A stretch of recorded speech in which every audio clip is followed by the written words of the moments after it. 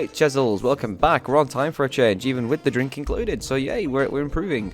B&E versus Millwall at the Den ended 1-1 as a draw. It wasn't the most entertaining game of football on the planet, but it was a relatively tight contest. It looked to be a tight contest for most of the game anyways. Not too many fantastic opportunities for either team, in all honesty. But you know, we kind of produce our goal out of nowhere. Ian Fleming scores against us out of nowhere, you know, because of course he does. He always scores against us. You may as well put a tenner on it every game. So that's it left to be. Yeah, so it weren't a groundbreaking game by any means, and I weren't expecting to come there with the result. But there were a couple of moments where I thought, if we would have taken things a little bit better, maybe played ourselves a little bit differently, we could have been a bit more clinical. We could have had an extra effort on target. We could have had an extra key chance. And there was a key chance we did miss as well, which could have sealed it for us, but we'll get to that later. So, 11 shots, 4 on target, 17 to 8 on target. So, of course, Millwall, again, more spells of possession, more of the attacking play, but that's basically every team we come against nowadays. If anything, we just go and nick the wins. They had more fouls than us. It's Millwall. And, you know, obviously, us having 6 fouls is a first. We normally have about 12 to 17, so yeah. Yeah, overall, it wasn't really much of a bitey game, I'll be honest with you. It just, the first half an hour or so had a bit of fight in it, but alright. Okay, well, play ratings. Woodman a 6, beaten by a bullet header for the opener. Story, I think it was either Story or Hughes lost his man. If it was Hughes again, then that's ridiculous. But to be fair, again, we should be doing better defensively. Defenders have completely lost their men. Ledson as well, poor tackle. But yeah, no major saves to make after that, but some efforts well in the second half. Story 5.5 had spoken about limiting the threat of Fleming pre-match, so it will be good to get beaten in the air so soon in the game. Yeah, okay, so it was Story. So I did after that and managed the second half well after being booked. Lindsay a 6. His frustration at Millwall's opening goal will have been high. Started a touch shakily, but did improve and came up with some key defensive moments. Hughes a 7. Okay, so it definitely went Hughes then. Fairly solid day at the office for the Welshman. An important last-ditch challenge early on in the second half as Millwall almost got in. Keep moving. Potts 7.5. Great performance from Potts. Explosive run forward and a well-taken finish for his goal, which ended up earning us the point. Came agonisingly close to winning the game. Committed shift as always. Whiteman a 6 wasn't afforded the time and space on the ball that he likes to have, but still managed to keep the ball moving. Did the other side of the game reasonably. Ledson a 5. Often puffed in the engine room, but never had any control. Ledson shouldn't be starting games, he's an impact sub. Miller 6.5, got into game midway through the first half and started to cause problems, linked up nicely with Mads, and so a low shots there before the break. A bit more placement, maybe you could go for that shot, it could go in, but it is what it is. Tracked back well second half before making way after the hour. Mads 7.5 provided lovely weight assists for Potts and then picked out Miller for a good chance a few minutes later. More encouraging signs from him, operating that advanced midfield role. Defensively still needs work, but his attacking play yesterday was really good. Keno 6, plenty of endeavour from the number 7 who had a couple of nearly moments over the piece. Sent a snapshot just wide late in the day. Reese 5.5, got through an hour, had been willing runner and short for the ball. Goal scoring chances were in short supply. Osmaichi 5, had a couple of chances he could have done better with after coming on, one being cut back and the other first time shot from Brady's low cross, which was the biggest moment where everyone was like, oh my god, we could have won that game. Brady a 7, he actually did quite well. 2 decent chances in the box, with crosses from the left, did pretty well off the bench, and it was a very, very good chance. Alan Brown 6, 400th appearance for the club, massive. Got on the ball in Millwall's half pretty soon after coming on, but couldn't inspire a winner. Dwayne 05 introduced deep into injury time with Mads seeming tired, and that's your lot. So let's see what Ryan Law said, and this interview has been stirring up a bit of shit on Twitter. People have been taking some words that he said not so nicely, but I do believe it's just been taken out of context, so I'll give my thoughts on that in just a moment. Okay, it was definitely was hard fought, said Law. A fair result, I think, for both teams who were trying to win it. We potentially could have got all 3 later on. The first half was disappointing, conceding another early goal in the first 20 minutes. We gave ourselves a mountain to climb, but I was pleased with the reaction of the boys. We probably didn't want the first half to finish because we were in the ascendancy trying to get another one. Keno went around the keeper, we had some good chances, and then in the second half we knew they'd come on the front foot. When we had that little bit of belief and bravery to get on the ball, they were coming up quite fast, with balls coming into the box and forward runs. But once we dealt with that, we could open them up a little bit, and we did do that. We got into some good areas, we just couldn't finish it off, but it wasn't for the lack of trying. Of course, you got to say that in every interview, aren't you? We've been one of the best teams in the division at coming from behind to win, which is not wrong, believe it or not. But we can't keep doing that because people see it out and stop you doing that eventually. I don't know how you can exactly stop a team from coming in and winning behind. It's just what the team does on the day, the quality that they have. At one point I was thinking it was an end-to-end, but I didn't want people to think we were happy to take a point. which we didn't look like we were happy with the point. We definitely looked like we were trying to gain the 3 for a change, and like at Leeds when we looked like we were happy with the point, but. Yeah, I don't know. We want to win games of football, and that's why the game was too wide open. Probably for both teams in the last 10. We had the impetus to try and get a second on the goal from Potts. Later on, I thought he was going to do the same. It was behind his man, got a good connection on it, and the keeper has saved it with his leg. So listen, that's what we want from our wing backs to do. Get high up the pitch. It was a great ball from Mads to slip him in, and those are the moments inside the 18-yard box when you're in to score. That is certainly what Pottsy does. Changes that he made. Brownie came on, and Ledo was obviously tiring a little bit towards the end. He did a fantastic job for us inside there. These are the games for Ryan Ledson Millwall away, aren't they? But listen, just because Millwall isn't typically an aggressive side, doesn't mean it's a Ryan Ledson kind of game, because it fucking wasn't, because Ledson was never in the game. He's got that steel and determination. He's been training well. I am of the ilk that when the lads are training well, I've got to sort of give them the opportunity. Well, you mean okay? There are some that we can change and some we can't. They've got to be patient, and we felt it was right for Ryan to get in there and perform the way he performed. What, like shit? Ryan made a couple of good tackles at best. Couldn't make the fucking challenge early on in the game, which is when the cross goes in and we lose our man and they score. Ledson didn't do anything all game apart from maybe 1 or 2 tackles across the board that were okay. It's not like Ryan Ledson was a massive contributor to the game at all. But then when you're saying if the lads are doing well, you've got to give them a chance.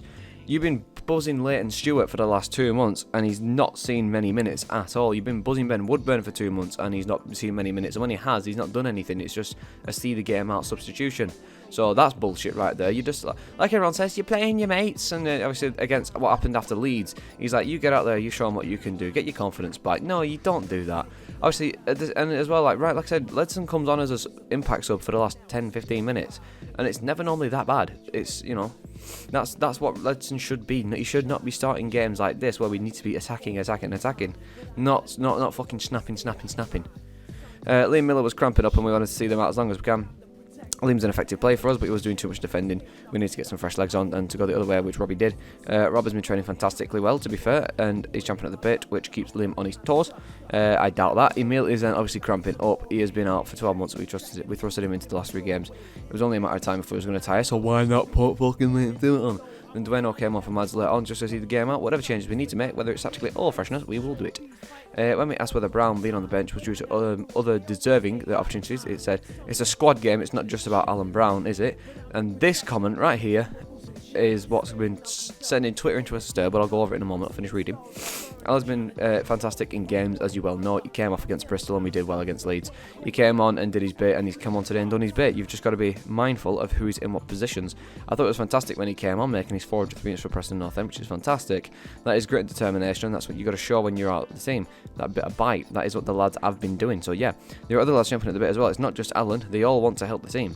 So whether or not he's saying he's dropped Alan because there's other opportunities now for people to get in that midfield, and if that was referring to Ryan Ledson, then I do not agree with him whatsoever, but it is what it is. And the reason why this comment has been sending Twitter into an absolute whirlwind recently is because people are just taking this, what I've highlighted, and not the thing before it or anything else after it.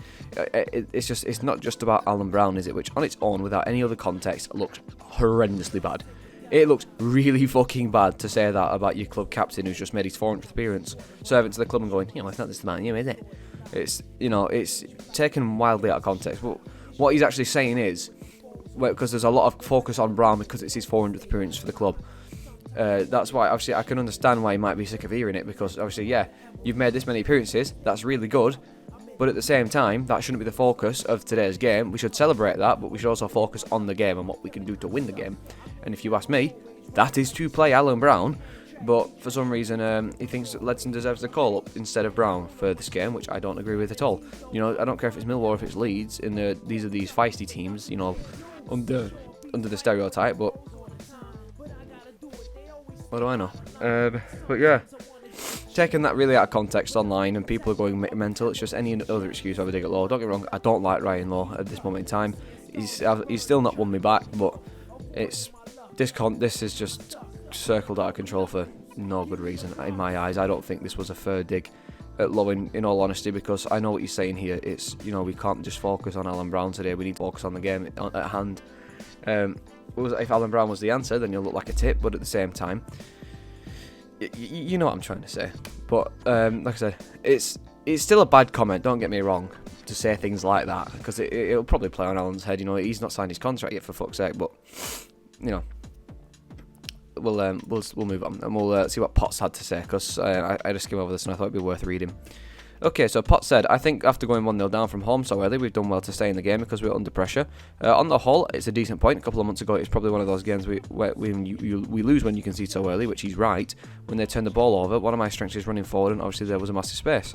They were trying to build from the back, and they had Joey Bryan, the left wing back, out of position, so I tried to capitalise on it, and I know Mads has got the quality to find us, so it was just about scoring after getting into the position. Mads is a good player. He's one of the ones with quality when the ball's at his feet, and you know he can pick a pass. And that's Potts bigging up Mads to try and get him to start more. Maybe Brown's being dropped for Mads, but then at the same time, I don't think, I think Brown and Mads together might be a better combination. Or if you need to play Brown instead of like Ledson, you can always just change the shape and the tactic just a wee bit.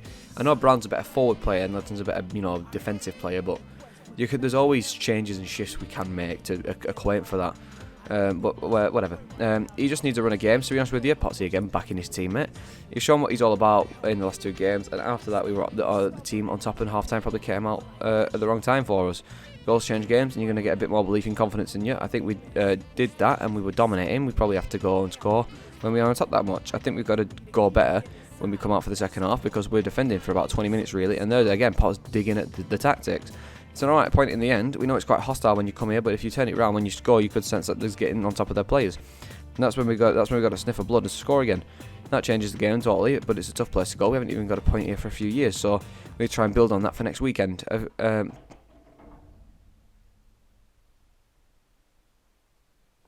don't know what the hell that was. I just had a loud crash and bang. Okay, that's interesting. There just seemed to be a random chair just on my front balcony.